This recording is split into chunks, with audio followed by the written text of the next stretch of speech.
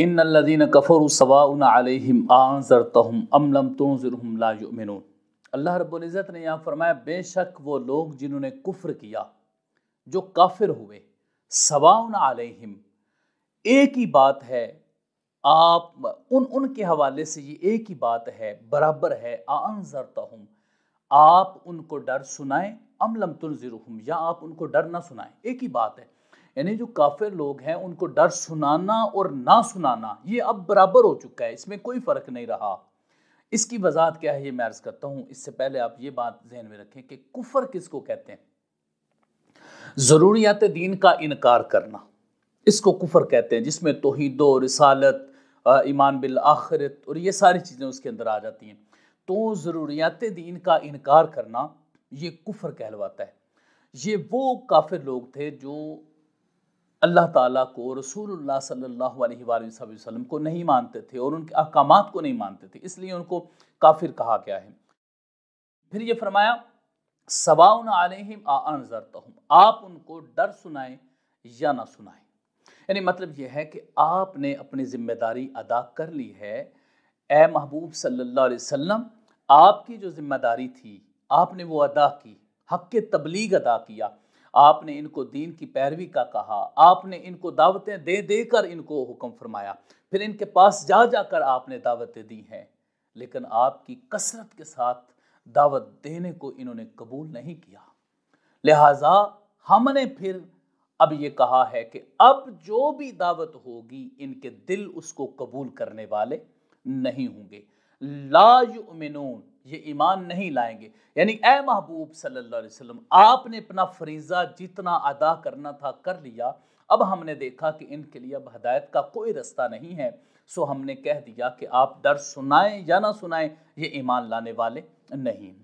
اس کے بعد آگے اللہ رب العزت نے اس کی مزید وضاحت فرما دی کہ یہ ایمان لانے والے کیوں نہیں ہیں، کس وجہ سے۔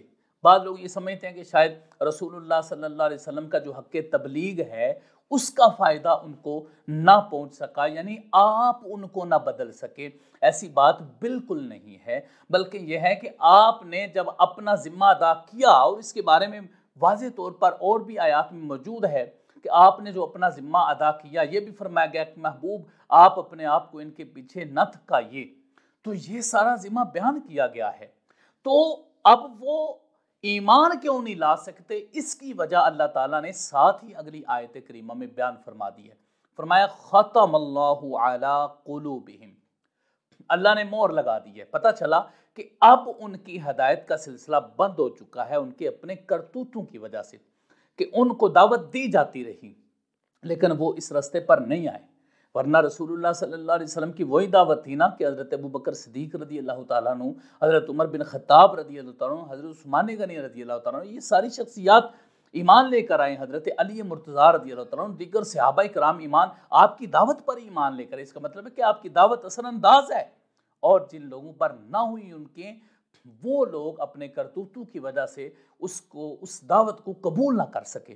تو اللہ رب العزت نے پھر سزا کے طور پر فرمایا ختم اللہ نے مہر لگا دی ہے، ان کے لیے رستہ بند کر دیا ہے۔ کہاں؟ علی قلوبہم، ان کے دلوں پر مہر لگا دی، وعلی سمعہم، اور ان کے کانوں پر مہر لگا دی، وعلی ابصارہم غشاوہ، اور ان کی آنکھوں پر پردہ ہے۔ اب یہاں پر آپ خود سوچیں کہ یہ جو تین چیزوں کا اللہ تعالیٰ نے ذکر فرمایا ہے، نمبر 1 علی قلوبہم، ان کے دلوں پر۔ دل کیا ہوتا ہے؟ رسول اللہ صلی اللہ علیہ وآلہ وسلم نے فرمایا انسانی جسم کا ایک ٹکڑا ہے، اگر وہ صحیح ہو جائے تو پورا جسم صحیح ہو جاتا ہے، اگر وہ خراب ہو جائے تو پورا جسم خراب ہو جاتا ہے۔ الا وہی القلب، خبردار وہ دل ہے، یعنی دل کو انسانی جسم کی مرکزیت حاصل ہے۔ تو اللہ تعالیٰ نے یہ فرمایا کہ ہم نے ان کے دل بند کر دیے ہیں، مہر لگا دی ان کے دلوں پر، تو کیسے وہ اس چیز کو قبول کریں گے؟ پھر اس کے بعد یہ فرمایا وعلی سمعہم، اور ان کے کانوں پر۔ کوئی بھی انسان جب کوئی بھی پیغام آتا ہے تو یا تو اس کی آبزرویشن کرتا ہے، اس کو دیکھتا ہے، مشاہدہ کرتا ہے، یا پھر اس کو کانوں سے سنتا ہے۔ کبھی کانوں سے سن کر اس بات کو تسلیم کرتا ہے اور کبھی اس کو دیکھ کر کرتا ہے، پھر اس کا اثر اپنے دل پر ڈالتا ہے۔ تو اللہ رب العزت نے یہ فرمایا کہ اللہ نے ان کے کانوں پر مہر لگا. اب جو بھی پیغام آئے گا وہ اس کو قبول نہیں کر پائیں گے کیونکہ ان کے کانوں پر مہر لگ چکی ہے. دوسرا، وہ جو بھی دیکھیں گے اس کو دیکھ کر اس سے انسپائر نہیں ہو سکیں گے. کیوں؟ اس لیے کہ ان کی جو قوت بصارت ہے، آنکھیں ہیں، ان کے آگے بھی پردہ ڈال دیا گیا ہے. جب سماعت بند اور ابصر مشاہدہ بند ہے تو پھر دل تک کیسے کوئی چیز پہنچے کہ دل اس کو قبول کرے. اس کا مطلب ہے کہ ان کے تمام راستے جو کسی کی ہدایت کے لیے ہوتے ہیں اللہ رب العزت نے ان کو بند فرما دیا، اور پھر فرمایا کہ محبوب آپ ان کو ڈر سنائیں یا نہ سنائیں، یہ ایمان لانے والے نہیں ہیں. پھر اس کے بعد فرمایا وَلَهُمْ عَذَابٌ عَظِيمٌ، ان کے لیے دردناک عذاب ہے. یہ ہے سزا، دل بند، پھر اس کے بعد یہ سزا ہے. اور ان الفاظ سے وَلَهُمْ عَذَابٌ عَظِيمٌ کہ ان کے لیے بہت بڑا عذاب ہے، ان الفاظ سے پتہ چل رہا ہے کہ انہوں نے قصور کیا ہے. یہ نہیں ہے کوئی بندہ کہ جی جب ان پر اللہ تعالیٰ نے بند ہی کر دی تھی ہدایت تو وہ کیسے اب لے کے آ سکتے تھے. ٹھیک ہے، تو عذاب عظیم ہمیں بتا رہا ہے کہ اللہ رب العزت نے ان کو سزا دی ہے. سزا مقرر اس چیز کی ہوتی ہے جب کوئی غلطی کرتا ہے. تو اس کا مطلب ہے کہ ان کو دعوت دی گئی، ان کو مواقع دیے گئے، لیکن جب یہ کنفرم ہو گیا کہ اب یہ ایمان لانے والے نہیں ہیں تو پھر اللہ نے ان پر مہر لگا کے فرما دیا کہ ان کے لیے بہت بڑا عذاب ہے. پھر اس کے بعد یہ فرمایا، یہاں تک کفار کی بات ہوتی ہے، مسلمانوں کی بات ہوتی ہے، کفار کی بات ہوتی ہے. اس کے بعد ایک نئی قسم کے، نئی کیٹیگری کے کفار اب سامنے آتے ہیں. 13 آیات یہاں منافقین کے بارے میں ذکر کی جاتی ہیں. منافق، سب سے پہلے میں آپ کو عرض کر دوں کہ منافق کس کو کہتے ہیں؟ جس انسان کے عقیدے میں کفر ہو اور ظاہری طور پر وہ اسلام لا رہا ہو، یعنی ظاہری طور پر اقرار کر رہا ہو کہ میں مسلمان ہوں، لیکن اس کے عقیدے میں کفر ہو اور پھر اس کے کسی عمل کی وجہ سے اس کا وہ کفر ظاہر ہو جائے، اس کو منافق کہتے ہیں. اس کی مثال ہے عبداللہ بن ابی، جو رسول اللہ صلی اللہ علیہ وسلم کے پیچھے نمازیں بھی پڑھتا تھا، جو مسلمانوں کے ساتھ مل کر کفار سے لڑتا بھی تھا ظاہری طور پر، لیکن حقیقت اس کی کیا تھی؟ عبداللہ بن ابی ایک خزرجی تھا، اور یہ دو قبیلے اوس اور خزرج یہ دونوں مل کر اس کو حاکم بنانے کے لیے رضامند ہو چکے تھے کہ رسول اللہ صلی اللہ علیہ وسلم نے اس کو قبول فرمایا اور پھر آپ مدینہ کی ریاست کے حاکم ہوئے. تو یہ منافقین وہ تھے جنہوں نے مسجد زرار بھی تعمیر کر رکھی تھی.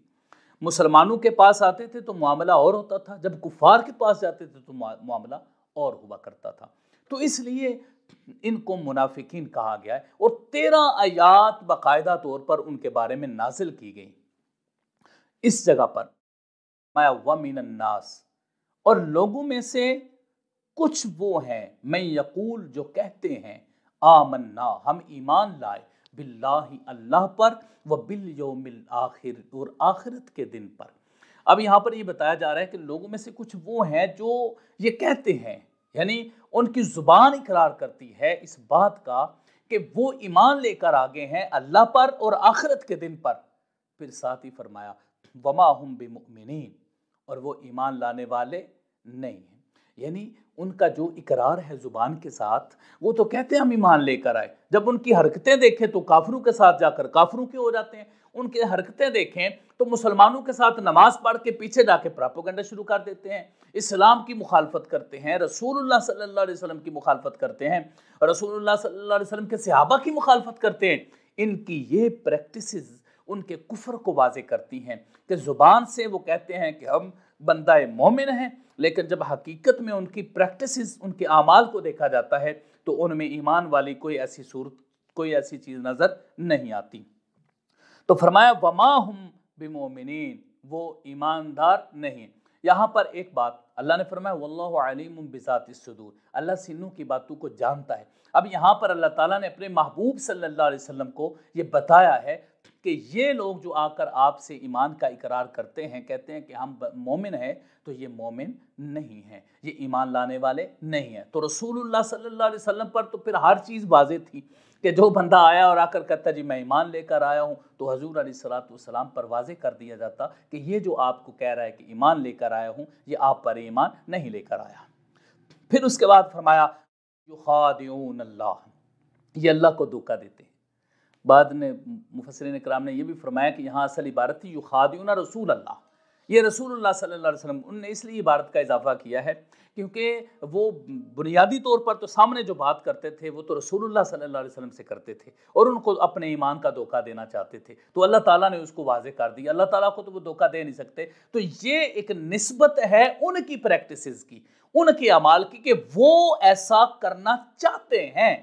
یخادعون اللہ، اللہ کو دھوکہ دینا چاہتے ہیں، والذین آمنوا، اور ایمان والوں کو دھوکہ دینا چاہتے ہیں۔ یعنی یہ ان کو کہتے ہیں کہ ہم مسلمان ہیں، حالانکہ وہ مسلمان نہیں ہیں۔ وما یخدعون الا انفسہم، وہ تو صرف اپنے آپ کو دھوکہ دیتے ہیں، وہ تو کسی اور کو نہیں دیتے۔ وما یشعرون، اور اس بات کا انہیں شعور ہی نہیں ہے۔ مطلب یہ ہے کہ وہ جو کہہ رہے ہیں ان کو، مثال کے طور پر اگر کوئی آدمی کسی کے سامنے جاتا ہے اور اس سے جا کر کہتا ہے نہیں میں نے تو ایسا نہیں کیا، لیکن اس کو یقین ہوتا ہے کہ اس نے ایسے کیا اور اس سے اپنی آنکھوں سے دیکھا ہوتا ہے، اس نے یار یہ ادھر کھڑا ہو کے کر رہا تھا، جب اس نے دیکھا ہے اس کو تو آ کر کہتا ہے میں نے نہیں کیا، تو یہ وہ اپنے آپ کو دھوکے میں ڈال رہا ہے کہ وہ جس کو دیکھا گیا ہے وہ اس کو آ کر کہتا ہے میں نے نہیں کیا، تو دیکھنے والا تو کہے گا اس نے کیا ہے، وہ تو کبھی یقین نہیں کرے گا کیونکہ وہاں تو آبزرویشن ہے، مشاہدہ ہے، اور جہاں پر مشاہدہ ہوتا ہے پھر وہاں پر تو کوئی کسی قسم کا شک باقی نہیں رہ جاتا۔ تو یہاں مشاہدہ ربانی ہے، اللہ رب العزت ان کو دیکھ رہے ہیں کہ یہ کیا کر رہے ہیں، اور رسول اللہ صلی اللہ علیہ وسلم کو بتا دیا ہے، تو اس کا مطلب ہے کہ وہ خود ہی اپنے آپ کو دھوکے میں ڈال رہے ہیں اور اس کو شعور ہی نہیں ہے کہ ہم تو یہ بالکل غلط کر رہے ہیں، یہ تو ان کا اپنا مذاق بن رہا ہے۔ تو اس لیے فرمایا کہ یہ اللہ اور اس کے رسول کو دھوکہ دینا چاہتے ہیں، لیکن یہ دھوکے میں کامیاب نہیں ہو سکتے۔ اس کی وجہ یہ ہے کہ یہ خود دھوکے میں پڑے ہوئے ہیں، اس لیے کہتے ہیں نا سچ سچ ہی ہوتا ہے، پھر اس کا تو مقابلہ نہیں کیا جا سکتا۔ پھر فرمایا فی قلوبہم مرض، ان کے دلوں میں بیماری ہے، منافقین کے دلوں میں بیماری ہے۔ دلوں میں بیماری کیسی ہے؟ کفر کی بیماری ہے، نفاق کی بیماری ہے۔ یہ بتاتے ہیں کہ ہم صاحب ایمان ہیں لیکن وہ صاحب ایمان نہیں ہے، زنگ لگا ہوا ان کے دلوں کو، تو زبانوں کے اقرار ان کو کیا فائدہ دیں گے؟ ان کے دل جو ہیں وہ اس بات کو تسلیم کرنے کے لیے تیار نہیں۔ تو اللہ فرماتے ہیں وہ چاہتے ہیں کہ ان کے دل بند ہوں، اگر وہ ایسا چاہتے تھے تو اللہ نے فرمایا فزادہم اللہ مرضا، پس اللہ نے ان کی بیماری کو اور بڑھا دیا۔ اگر وہ اس پہ مطمئن ہیں تو پھر ان کی بیماری کو اور زیادہ بڑھا دیا گیا ہے تاکہ یہ اور زیادہ اس میں، اگر ان کو دل کی بیماری کی لطافت آ رہی ہے تو ان کو اور لطافت آئے، یہ اور مزے اڑائیں، اپنی بیماری کے اور مزے اڑائیں۔ تو اللہ تعالیٰ نے ان کو ان کے مزاج کے مطابق ان کی بیماری اور بڑھا دی ہے۔ وَلَهُمْ عَذَابٌ عَلِيمٌ، لیکن حقیقت کیا ہے؟ حقیقت یہ ہے کہ ان کے لیے دردناک عذاب ہے، اور دردناک عذاب ایک تو لفظ بولا جاتا ہے نا عظیم، بہت بڑا عذاب، اور ایک دردناک عذاب۔ دردناک عذاب تکلیف دہ عذاب کو کہا جاتا ہے۔ تو فرمایا وَلَهُمْ عَذَابٌ عَلِيمٌ، ان کے لیے دردناک عذاب ہے، بِمَا كَانُوا يَكْذِبُونَ، ان کے جھوٹ کی وجہ سے جو وہ بولتے تھے، یعنی ان کی جو بد کرداری تھی، ان کی جو دوغلا پلیسی تھی کہ زبانیں ان کی اور تھی، اندر ان کا اور تھا، ظاہراً وہ ایمان کی بات کرتے تھے لیکن دل سے وہ صاحب ایمان نہیں تھے۔ تو فرمایا کہ ان کو بیماری میں بڑھا دیا، اور جب ان کو بیماری میں بڑھایا تو پھر ان کرتوتوں کی وجہ سے اور زیادہ اس میں انوالو ہونے کی وجہ سے پھر ان کو دردناک عذاب دیا، اور اس دردناک عذاب کی وجہ بیان کر دی کہ اس وجہ سے کیونکہ وہ جھوٹ بولتے ہیں تو ان کے جھوٹ بولنے کی وجہ سے ان کو عذاب دیا جا رہا ہے۔